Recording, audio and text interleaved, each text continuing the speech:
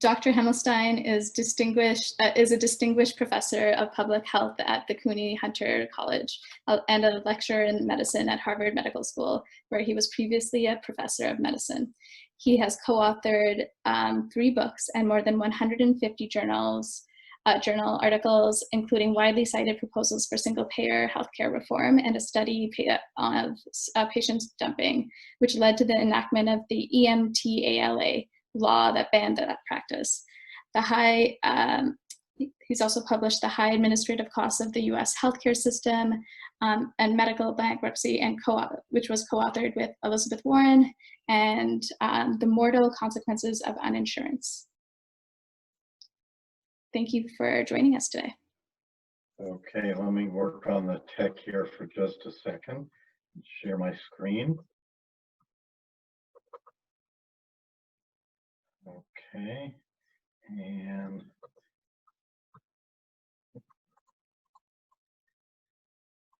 all right, I thought I'd put in a picture of me skiing in British Columbia to show my Canadian bona fides.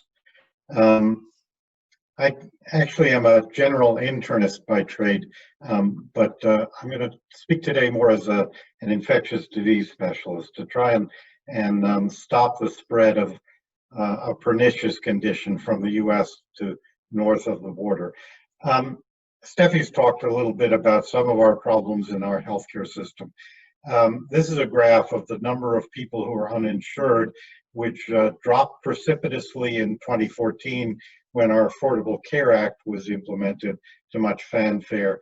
But as you see at the very end, the pandemic has caused a huge rise in uninsurance in the US. So just when we need it most, our insurance really fades away in this country. And to make the point that many frontline healthcare workers are themselves uninsured, a particularly shocking situation. So of home care workers, nearly 15% uninsured, 11.5% of nursing home workers, and 3% of those working in hospitals. And a reminder that our health costs are extraordinary compared to those in Canada. They used to be very comparable until you implemented your Medicare program, and we continued on the road of a private insurance system back in 1971 when you had full Medicare. We have an enormously profitable healthcare industry in this country, so our pharmaceutical firms are the biggest profit makers, but our insurers in 2018 took $22 billion out of the system that didn't pay for any care. And others you see listed on this slide also siphoning substantial profits out of our healthcare system. One interesting fact of the pandemic is that although doctors, hospitals, nurses, all others in the health sector have suffered substantial losses during the pandemic, our insurers are actually doing extremely well because they've continued to collect premiums, but they're not paying medical bills because people really are afraid to or can't get to the doctor. Our healthcare system is increasingly owned by for-profit firms. So of hospitals, it's only about 10%, but of specialty hospitals, 43%. And you see even more than 2/3 now of all hospices in the United States owned by for-profit firms. We think a particularly horrifying situation where the most vulnerable patients are subject to the depredations of the market. There are, of course, people doing very well in this market. So the CEO of the Regeneron firm made $118 billion in 2018. The CEO of the Healthcare Corporation of America, a large for-profit hospital firm, took home $109 billion. So again, huge money being siphoned from our system that's not paying for care. And that's infected even our nonprofit providers. So our Kaiser Health system made a profit, so they don't distribute it to their shareholders, but they put it into an investment fund of $1.8 billion in 2018, and other many well-known firms like Mayo Clinic that are now running really on a for-profit basis. And the CEO of the Mayo Clinic announced to his staff a year and a half ago, that they had a preference for privately insured patients over those with Medicare and Medicaid because they were more profitable.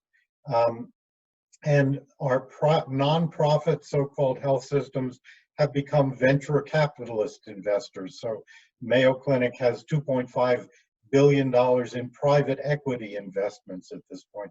They've become really businesses in all but name.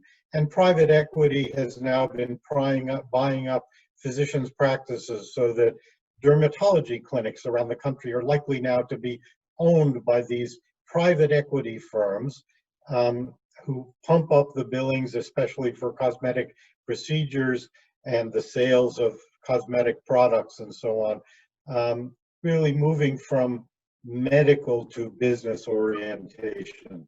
And we've had in this country a great deal of discussion of surprise emergency department bills where people go to an emergency department that their insurer says would be covered by their insurance, but they get a huge bill for uncovered services, and that's because the doctors haven't signed up with the insurance plan, even though the hospital has. And most of that is because the doctors' groups that staff those hospitals are now owned by one of two vast venture capital firms, KKR, which, by the way, was the owner of the largest tobacco firm in the United States, and the Blackstone Group, that now own thousands and thousands of physician practices practicing in emergency departments. Well, the fastest growing element in our healthcare system, shown in blue on this slide, are administrators and the bureaucrats who really, their job is to extract profit and enforce inequality in our healthcare system. And you see the yellow there, the portrayal of the number of physicians. If we had nurses on this slide, the curve would be the same basically as physicians. For every dollar that we pay into a private insurance firm in the US, we get about 85 cents worth of care out. So these are our largest insurers. And you see that Anthem is the most efficient there. For every dollar we pay them, 13.3 cents stays with the firm for their overhead and profit. Humana, 15%. Cigna at the top end, 18.4% goes for actual care, the rest staying with the firm. By contrast, our Medicare program runs for about 3% overhead. Your Medicare program runs for less than that, about 2% overhead. So this is sheer waste in our insurance system, and that shows up in the aggregate figures. So on average, per capita, so every man, woman, and child in the United States spends about $911 per person on nothing but health insurance overhead. And in Canada, a small fraction of that amount, the cost of running your insurance system. And it's not just insurance that's made inefficient by this, but hospitals. So for every man, woman, and child, again, about $1,000 in hospital overhead, in hospital bureaucracy and billing that's spent in the US versus about 1/5 that amount per person in Canada. And here's one example of it. The Cleveland Clinic, one of our famous hospital systems, they responded to a demand that they post their prices publicly. And their spokesperson said, compounding the complexity, we have many different payers and multiple different products within each payer. Specifically, we estimate we have 3,000 contracted rates scheduled across the Cleveland Clinic system, and our charge master reflects multiple lines of business. In all, they have more than 210 million prices for just their hospital services, and that's why it's so expensive. Just keeping track of those prices is enormously complex. The Duke Medical Center, 957-bed center in North Carolina, employs 1,600 billing clerks just to try and extract money from insurers and patients. And again, the complexity of running a public and private and patient-paid system where each element of the payers is trying to shift costs onto the others. And physicians face a similar arcane billing apparatus where we spend about 5 times as much as physicians on our billing as Canadian colleagues spend. In all, about $3,000 per person is wasted in the US each year on the excess bureaucracy of a multi-payer system, which is what Dr. Day hopes to establish in Canada. Now, that's not all of the difference in spending between our two nations. It's more than half of the difference in spending, however. And were we to go to a single payer system in the US, frankly, we could have a Rolls-Royce version of what you have in Canada, but as it is, we have a poverty-stricken version. Let me just end with some of the things that made us so vulnerable to the pandemic in the US. Steffi spoke about deteriorating health status, particularly of lower income Americans, a crumbling and racist social safety net, weakened public health capacity, and wasteful and structurally racist healthcare system that prioritizes profitability over needs. I mean, our social safety net really on display in our homeless shelters with 300,000 Americans homeless each day. And of course, social distancing essentially impossible in that setting.